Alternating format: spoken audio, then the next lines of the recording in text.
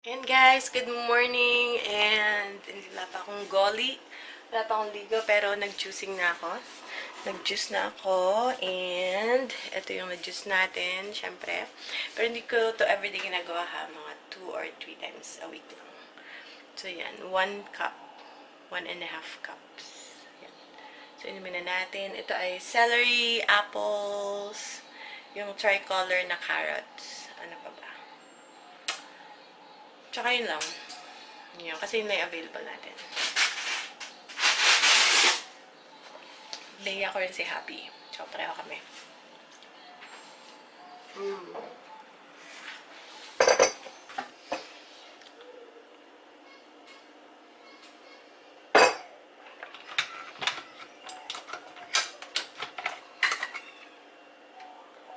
Ayun guys.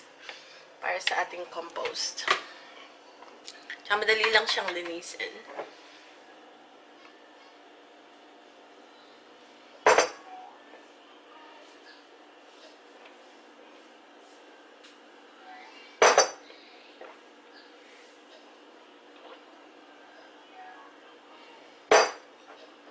Ano to, on an empty stomach. And then, after 30 minutes, pwede na kayong kumain. So, yun. Sabi na mas effective daw yun. Some of you guys requested for a fridge tour, so I think this is the best time to do it. So we're gonna do it today. Fridge and freezer tour. So you got to see what's in my fridge. Ito na ang ating fridge. So muna, dito sa taas, hindi ko siya naayos, pero okay lang. Yan, itong pickles, sweet pickles, tapos yung ating organic eggs, grass-fed yung binibili natin. Ano pala to? Happy eggs. Mga ano to $6 siguro. Tapos, ayan yung ating eggs. Naubos na natin yung nakuha natin sa Aldi. Tapos, meron tayong sour cream. Ito, ano to? Cheese. Mozzarella cheese.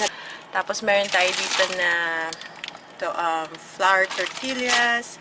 Tapos, yung leftover for nagagawin ko today. Leftover egg rolls. So, i-wrap natin. Kaya pinapalambot ko. Tinoto ko itong ating spring roll. And then, yung ating mini peppers na kuha natin sa, alam niyo na kung saan.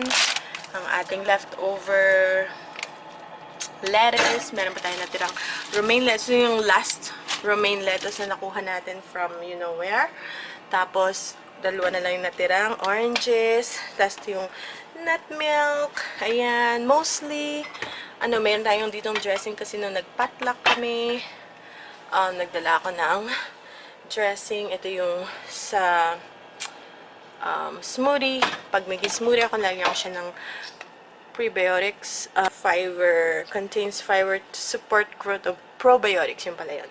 And then, ito yung sa asawa ko. I don't drink this, but my husband loves this. Sparkling water. Ayan. Tapos, isang katutak na tubig. A lot of water na puro nasa glass siya.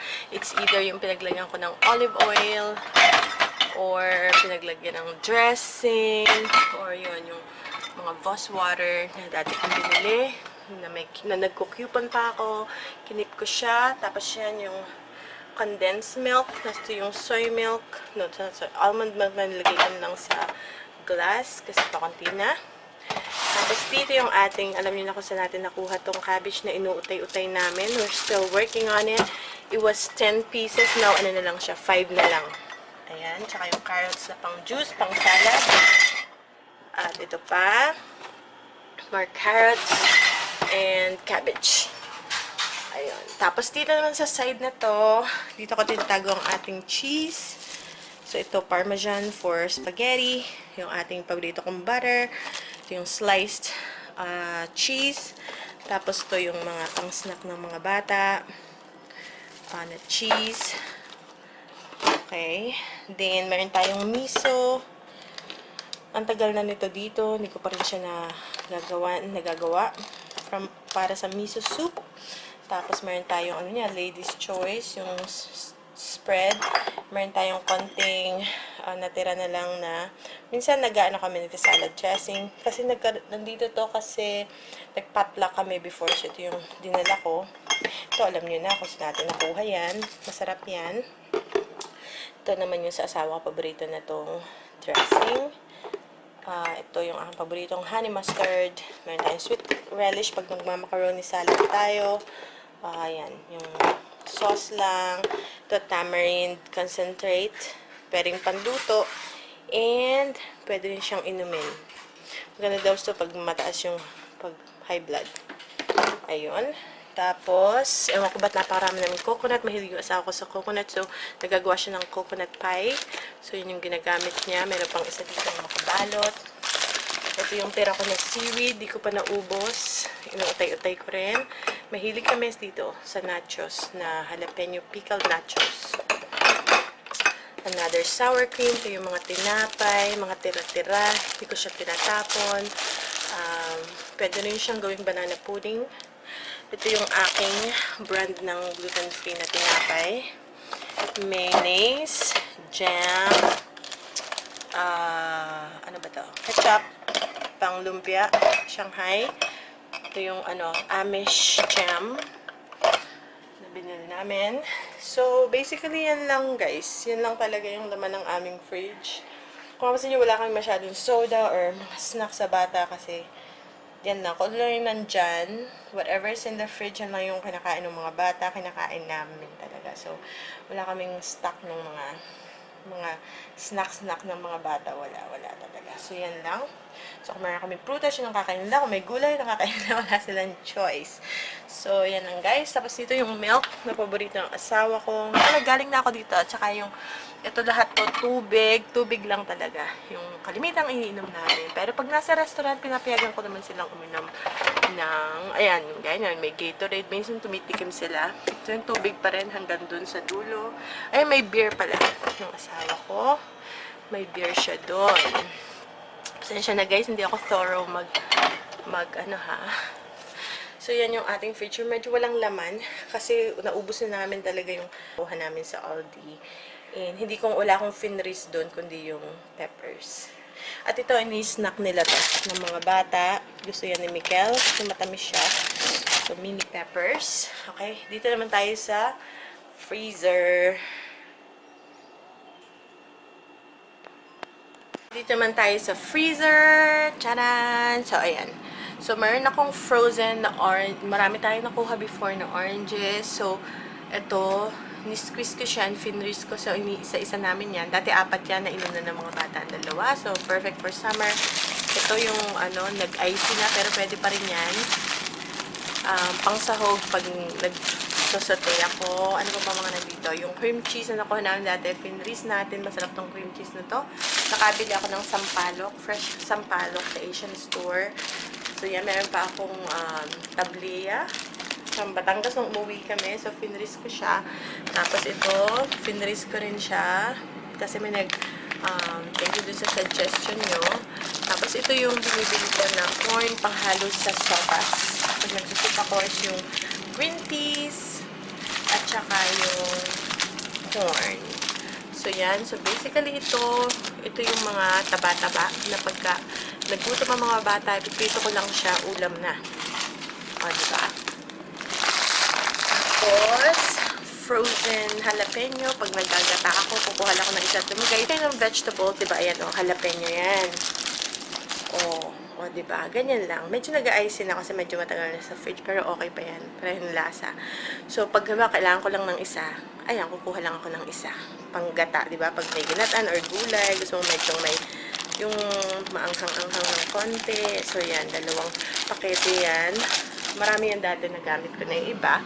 Tapos, dito naman tayo sa main freezer. So, ito yung frozen mga leftover ko. Yung cabbage. Nagawa ko ng cabbage before. So, yan. Na may laman na karne sa loob. Ayan. Napapakita ko pa ba guys? So, ito yung ating, minsan nag-bake ako para sa mga bata na rin. So, meron akong gluten-free na, ano ba ito? Pie shells. Ayan. Tapos, ito yung mga finlis ko na peppers. Okay, so pag nag-freeze kayo ng peppers, hihiwain nyo siya ng ganyan, yung sliced. Oh, ito, pag kailangan nyo lang, 2 piraso or 1 dakot, madali siyang, hindi siya nagdidikit-dikit kasi nga matubig siya. So, yun, natatanggal mo siya and ganun ko siya ginagamit. So, talagang freezable siya. Tama ba yung word ko? Freezable. Pwede mo siyang i-freeze. So, ganyan ko siya ginagamit. You just take as you go. Kung ano yung kailangan mo. Ito, tomatoes. Kasi ang tomatoes madaling masira. So, pinreeze ko din siya. And, so, yan. Pasensya na aking kukuha at ako may kinudkod. Kaya nagkaganyan. So, yan. Tomatoes. Tapos, orange. Bell peppers. Kung pag-gisa-gisa or chop suey. Ayun pa, marami pa dito sa likod, guys. Ayun. Tsaka yun, oranges. Nag-use din ako for summer. Yung parang bite size. So, ayan. Soli na natin. Maliit lang tong fridge namin. Okay. Ano pa ba? Ito yung mga naka-portion na. So, marami pa tayo dito. Ito, apples dito. May peaches pa dyan. Ano to? Ito, fish. Ito na lang pala yung last na fish na kain na lang lahat. So, yung last fish na nasa video, ito na yung. Ito na pala yung last. Wala na akong iba. Kasi dati marami ko 30 pieces halos na ubos na namin. Tapos yung naka-portion na chicken to 1 meal. So, another meal, pang adobo or pang bake. Ito pa. Tapos, ito yung aming paborito na brand ng ground beef. Yung grass-fed organic yung binibili ko. Meron din tayong ground pork kasi gusto ko mag-try ano ba yun? Embutido. So, yung sabi ng kapatid ko, ito raw. So, yun. Yan lang. Mostly vegetables saka chicken. Yun. Ano pa ba? Yan, nagulo na naman. Ang hirap nitong aming fridge, napakaliit. So, anyways, ganyan lang guys. Yan lang ang laman ng aming freezer. Pala siya na walang, magulo. Mababash na naman ako ate. Ang gulo naman ng freezer. Kaya wala kayo, maliit lang talaga yung freezer namin. Yung simple freezer lang kasi yung hindi yung mga bombacious na may mga compartment. So, yan lang. Alam mo ng ating freezer. Mayroon tayong wrapper. Sa likod, merong, ano pa bang meron doon sa likod? Basta puro vegetables lang yan, guys, talaga. At saka konting karne, at saka isda. Yan lang yung staple namin dito sa bahay. And, balak na yung bumili ng yung freezer talaga na pang store. So, yan lang. Ganyan lang. Puro lang. Boring yung aming freezer. At, so, ayan lang guys. Nga pala, ito yung nakuha natin sa Aldi na sausage. Nagustong-gusto ng asawa ko, pero freeze ko siya after mabuksan. So, kumuha lang siya ng 3 yata. Tapos, ayun na. Nandito na lang siya. At saka marami pa akong grapes pala dito guys. Ayun, kung nakikita niyo marami kasi ang dami talaga hanggang ilalim yan. So, may snack ng mga bata. Especially magtatag-init na. So, better. Mas maganda. Yan, hanggang itong buong na to, container na to, yan. Puro siya grapes. Yung organic grapes na po natin. Long time ago. So, yan lang guys, ang aming tour. Pasensya na, medyo boring ha. Wala masyadong ganap sa aming ref. Hindi ako nag-shopping pa kasi nga meron pa naman pagkain.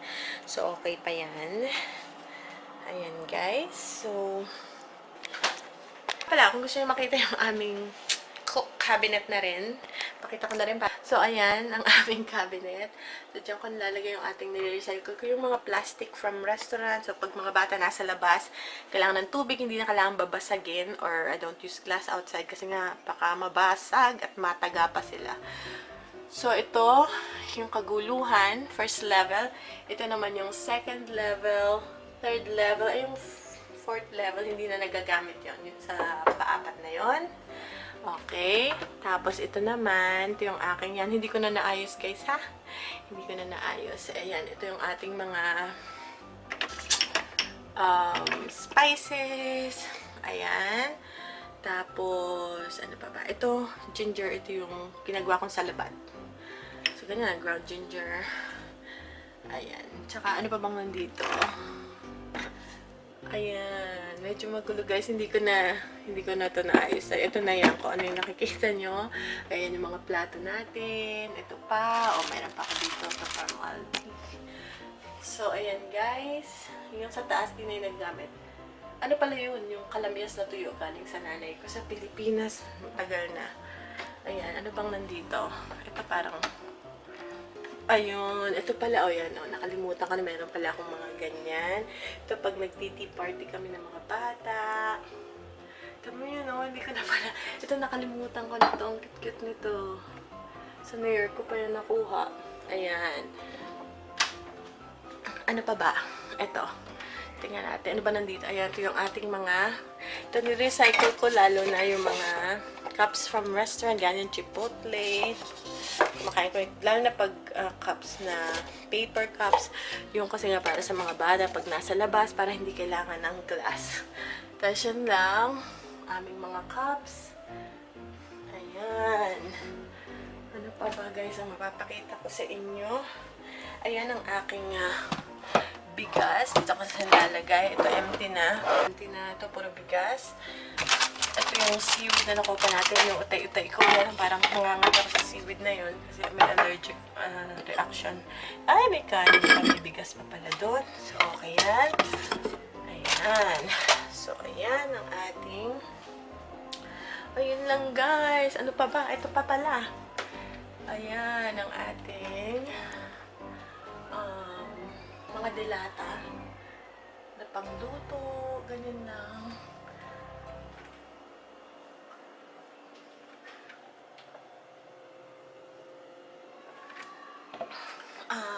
Sige, ano pa? Ito pa. Meron pang isa dito.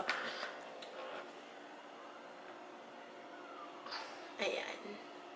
Mga pang snack na konti. Ito yung aming cereal. Yung asawa ko mahilig sa cereal. So, yan. Yung aming cereal. Ito akin kasi gluten free ito. Ito yung ating ano ba ito? Tortilla chips. Tapos yung aming cereal din.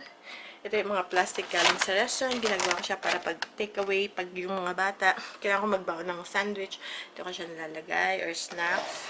Yan, mga pang snacks. Ayan, ang aking food processor. Ito, pang ano ko sa compost. Ay, mayroon pa pala dito. Ito pa, oh. Yan tayong konting tortilla chips na natira. At yan yung blender, ice cream maker, extra na pitcher. Ayan yung ating steamer. Tapos yung mga nire-recycle natin na ito yung sa food processor. Pero nire-recycle ko na gustong mag-snack ng mga bata dito kung lalagay yung mga prutas. Ayan. Sensya na guys, magulo. Hindi ko na naayos. Kasi plano ko talaga fridge lang.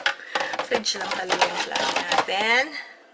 Tapos andito yung ating slow cooker. Meron pa ba dyan? Ayun, meron pa ako isang juicer doon sa likod. So, yan na guys. Ang ating, ayun guys, I hope you enjoyed this video. And thank you for your request. Kapag meron pa kayong mga request na kaya ko namang i-fulfill, request lang kayo. Yung house tour, may nag-request din. Pag nagkaroon talaga ako ng time, kasi syempre gusto ko maipakita yung bahay ko na malinis. Though malinis naman siya minsan, kaya lang pag may bata talaga, medyo makalat. If you have kids, talagang you'll have a very messy house. Pero next time, I'll try to do a house tour. And see you guys later. Yung ating compost, palagi kasi ako nagluluto almost everyday. So, palagi akong may compost. Tapos, sige, just magluluto ako ngayon. Hindi ko pa alam ano yung lulutuin ko. So, let's see. Ay, maglinis muna pala ako ng ating pinulp. So, ito yung pinulp natin, diba? Mas maganda to sa garden kasi nga pinong-pino siya. So, madali siyang linisin. Tapos, mas madaling ma-decompose. Yung mga 1 week lang tunaw na yan. So, yun guys, sige, magluto muna tayo.